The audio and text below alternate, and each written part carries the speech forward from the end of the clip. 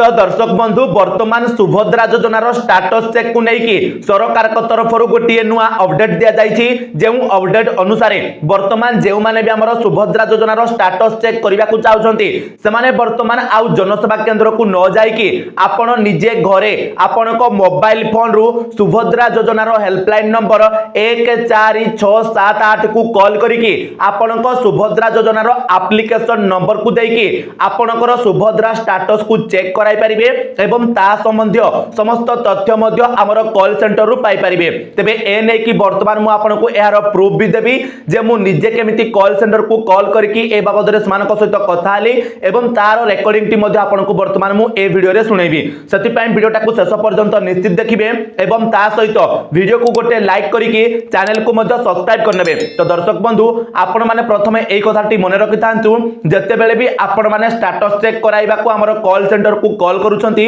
तो तार गोटे समय सीमा रहिछि सेही समय सीमा भितर आपण माने कॉल कले हमर कॉल सेंटर वाला आपनकर स्टेटस को चेक करिकि ता बाबदियो समस्त तथ्य आपनको देबे। तो आपण माने सकाळ 6 टारु नै कि राति 10 टा पर्यंत हमर सुभद्रा योजनार हेल्पलाइन नंबर को केते बेले भी कॉल करि परिबे एवं आपनकर स्टेटस संबंधी समस्त तथ्य मध्ये समान कठारु पाई परिबे। आ ता सहित जते बेले आपण माने आपनकर स्टेटस को चेक कराइबा को हमर सुभद्रा योजनार हेल्पलाइन नंबर को कॉल करूछंती तो से जागा रे आपण माने आपनकर सुभद्रा योजनार प्राप्ति स्वीकारर फॉर्म टी आपनक पाखरे रखंतु जते बेले आपण माने सुभद्रा योजना रे ऑनलाइन रे अप्लाई करथिले जनसेवा केंद्र वाला आपनको सेही फॉर्म टी देथिबे तो सेही फॉर्म टी आपनक पाखरे रखंतु एवं सेही फॉर्म रे जो एप्लिकेशन नंबर टा अछि सेही नंबर टा आपण मानको ए जागा रे देबा को पड़िबो जते बेले आपण माने हमरो सुभद्रा योजनार स्टेटस को चेक कराइबा को हमरो कस्टमर केयर को कहिबे तो से आपनको एप्लिकेशन नंबर टा मागिबे सेति पय आपण माने एई फॉर्म टी को पाखरे रखिथांतु जा द्वारा आपण माने आपनकर एप्लिकेशन नंबर टा तांको देकी आपनकर स्टेटस को चेक कराई परिबे। तो वर्तमान चलंतु आपनको मु सेही रेकॉर्डिंग टी सुनाई दउची जे रेकॉर्डिंग को सुनिला परे आपण माने निजे मध्ये क्लियर होई जिवे जे मु आपनको जहा कहूची वर्तमान सत कहूची माने आपण माने वर्तमान हमर सुभद्रा योजनार हेल्पलाइन नंबर को कॉल करके आपनकर स्टेटस को चेक कराई परिबे। नमस्कार सुभद्रा हेल्पलाइन को आपनको स्वागत। नमस्कार सर। सुभद्रा योजना संबंधित प्रश्नटी कहतु सर। सर एबे गोटे अपडेट मु सुनिबा को पाइले सर वर्तमान कोन हमरो जो माने भी सुभद्रा योजनार स्टेटस को चेक करिया पय चाहउछंती जदि से माने हमरो सुभद्रा योजनार हेल्पलाइन नंबर को कॉल करके स्टेटस चेक करि परिबे कि से अपडेट वर्तमान आसे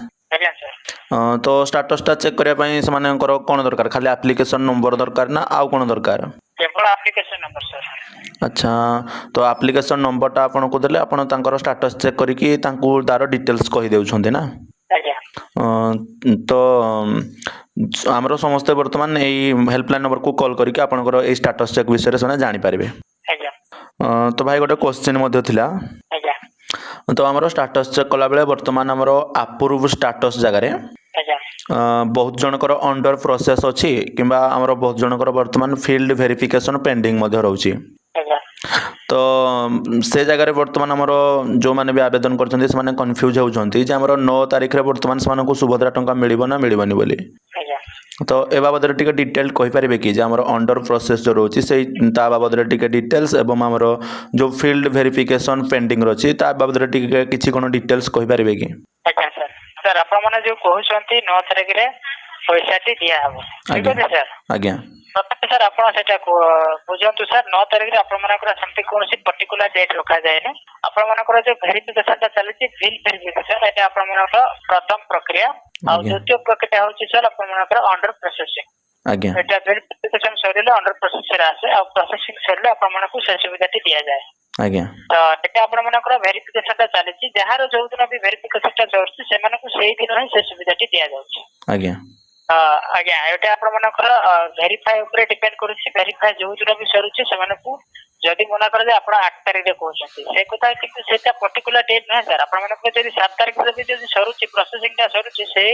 तारिख रे आपण मानकु से सुविधाटी दिया जाउछि ठीक अछि सर आज्ञा आज्ञा आ आपण मानकर एटा प्रथम आ द्वितीय एई भली आपण मानकर प्रक्रिया अछि आ प्रथम आ द्वितीय प्रक्रिया सरले से सुविधाटी आपण मानकु दिया जाउछि आज्ञा आज्ञा सर माने जो मानकर अंडर प्रोसेस अछि से मानकर वर्तमान वेरिफिकेशन सरी जाइछि आज्ञा आ जो मानकर फील्ड वेरिफिकेशन पेंडिंग अछि से मानकर वर्तमान पेंडिंग रे रहिछि वेरिफिकेशन ना कोन भाई